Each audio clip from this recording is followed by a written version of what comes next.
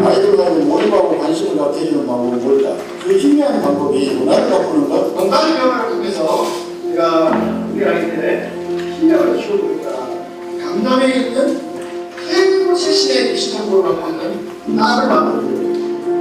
그래서 이 아이들로 하여금 중요한 것은 하고 싶은 마음을 갖게 해주는 게 더 중요하다. 그래서 이 물고기를 잡고 싶은 직업교육 혁신지구사업이라고 하는 걸 통해서 우리 아이들이 광주에서 나서 교육을 받고 광주에서 취업할 수 있는 이러한 시스템을 지금 만들어서 운영하고 있습니다.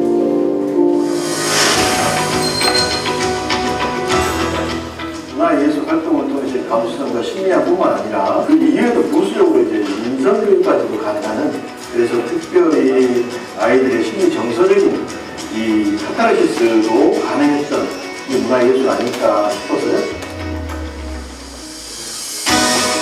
건강에도 위기를 겪고 있는 학생들이 갈수록 늘어나고 있는데요. 우리 가정에서, 또 학교에서, 사회에서 모두가 좀 더 힘을 합해서 마음 아픈 아이들을 위해서 우리가 조금 더 다가가서 모두 볼 수 있는 이런 준비들을 조금 더 해야 하지 않을까. 2년 함께할 미래 이정선 교육감 및 기자회견 사회를 맡은 공보담당상과 사랑하고 존경하는 광주 시민 여러분, 광주 광역교육감 이정선입니다. 광주 교육을 변화시켜보겠다는 엄중한 약속을 걸고 광주 광역시 교육감으로 취임한 지 2년이 지났습니다. 저에게 그 2년은 광주 시민들에게 했던 약속을 위해 밤낮 없이 발로 뛰었던 시간이었습니다. 다양한 교육 구성원들과 시민을 만나 이야기를 들었고 배움의 현장들을 구석구석 찾아가 살펴보았습니다. 더 많이 고민하고 더 깊이 성찰하며 오직 광주교육 변화를 위해 땀을 흘린 시간이었습니다.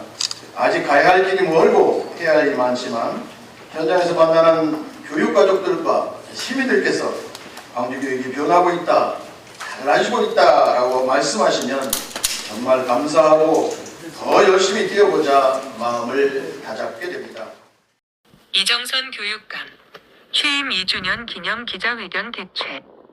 이정선 광주광역시 교육감이 6월 27일 취임 2주년을 맞이해 기자회견을 열고 지난 2년간의 성과를 바탕으로 광주교육의 미래 비전을 제시했다.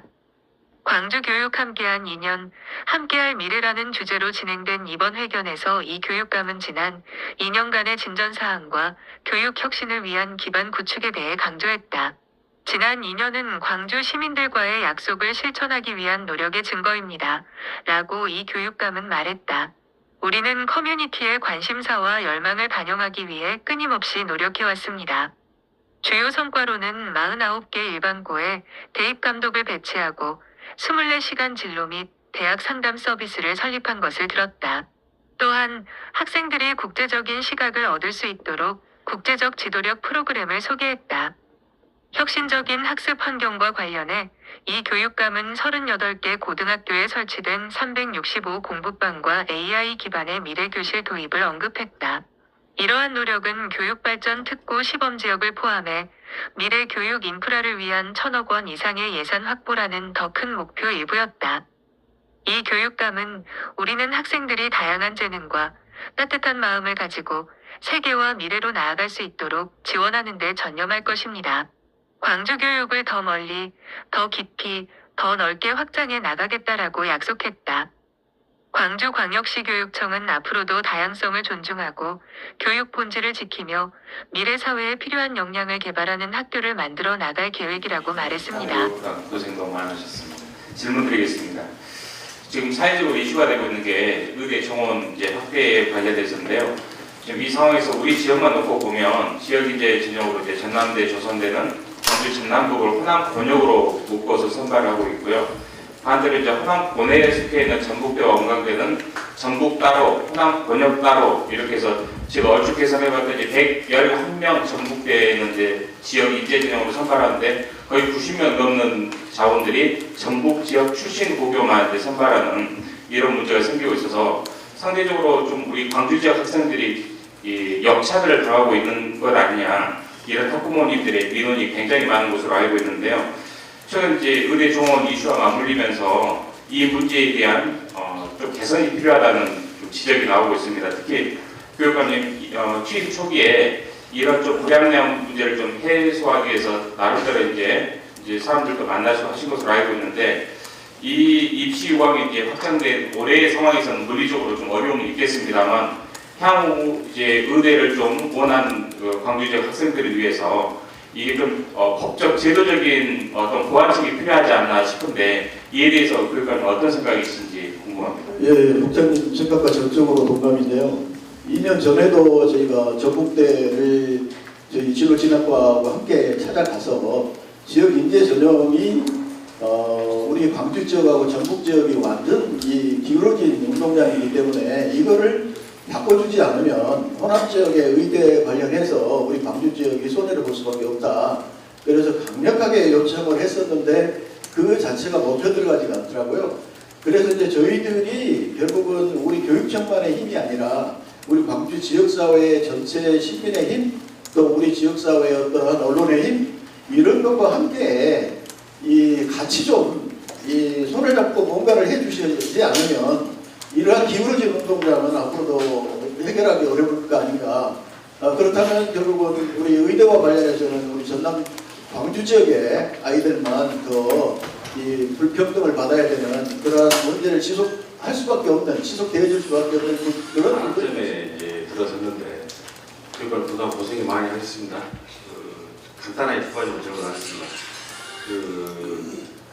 학생 맞춤형 교육 복지 계획에 대한 그 말씀 해주시고요. 두 번째는 신규입증에서 또 우리에서도 시정 질문까지 했지만 20개 학교가 운영 중인 BTL 임대 문자 사업 운영 방식에 관한 이 문제점과 이좀 이양에 대해서 좀 한 말씀 해주시면. 네, 괜찮으시는 신무 국장님이 답을 하셔도.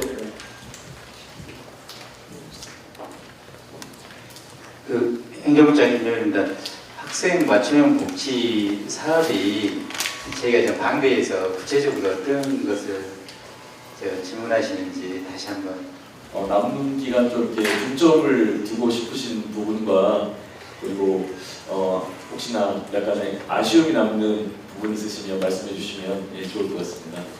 교육감님께서는 제가 알기로는 적극 경쟁을 엄청 일을 많이 하시다 보면은 정교조하고 꼭 항상 이렇게 부딪히더라고요. 이게 정교조에서는 조그만 일을 해도 지난번에 그 농협에서 무슨 뭐 물품을 갖다가 100만 좀 못되는 것을 갖다가 이렇게 전달하는 과정에서 김영락비관으로 고발까지 했는데, 그런 것이 여러 가지 그 소속국가 또 다 이렇게 정교조에서 고발하는 것은 정교조하고 소통이 아주 좀 부재해서 그런 것인가, 어떤 것인가, 거기에 대해서 얘기해 주시고, 그것도 김영락비 고발의 처음 결과에 대해서도 얘기 좀 해 주십시오. 네. 오늘경제 박홍국 기자입니다.